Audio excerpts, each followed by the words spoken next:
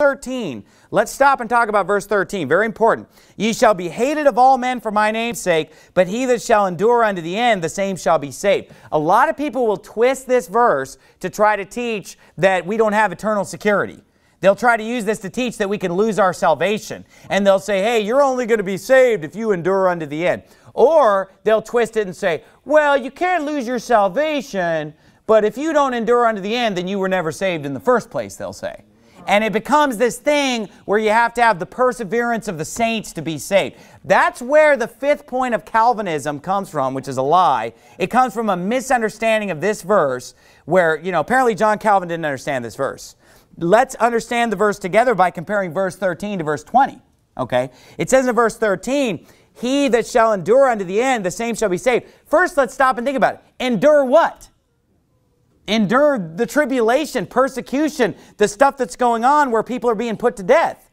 So this isn't saying, oh, endure to the end means you stayed in church. Look, I know that, you might not like our church, but this church is not the tribulation. You can't, this church isn't some suffering that you have to endure to the end. And people will say endure to the end means stay in church and keep living for Jesus. No, it doesn't. He says they're going to put you to death and they're all going to hate you, and if you endure to the end, you'll be saved. But he's not talking about going to heaven. Because look at verse 20. It says, and except the Lord had shortened those days, no flesh should be saved. So are we talking about souls being saved? Talking about the flesh being saved. So he says here, except the Lord had shortened those days, no flesh should be saved, but for the elect's sake whom he hath chosen, he hath shortened the days. What does that mean?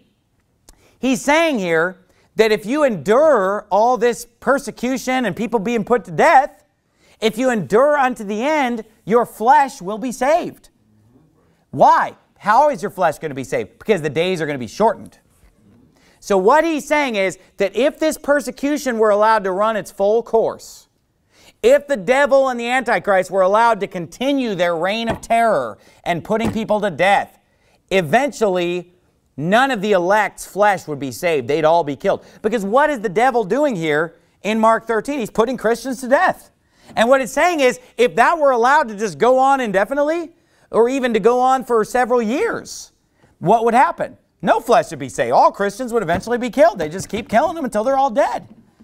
But he says, for the elect's sake, those days shall be shortened. Their flesh will be saved if they endure to the end. What's that saying? If you endure this period, you'll be rescued by the rapture. Okay? The rapture is called the salvation of our body, the redemption of our body. Okay? So here's the thing. If we believe on Jesus Christ, our soul is saved. Eternally saved, and we can never lose our salvation. We don't have to endure to the end for our soul to be saved. But we have to endure to the end for our flesh to be saved. Because, your head getting cut off, yeah, that's not your flesh being saved. Your flesh just died. If you drown, your flesh just died. If you starve to death, your flesh just died. Okay, so endure to the end that you might be saved is not spiritual salvation. People make a mistake whenever they see the word saved, and they always just assume it's talking about going to heaven. Peter, I mentioned it on Sunday, Peter's drowning and says, Lord, save me. He wasn't trying to get to heaven. He was trying to get back in the boat. Okay, so you can't just assume what saved means. Get the context in verse 20. Their flesh shall not be saved. Okay, two different things.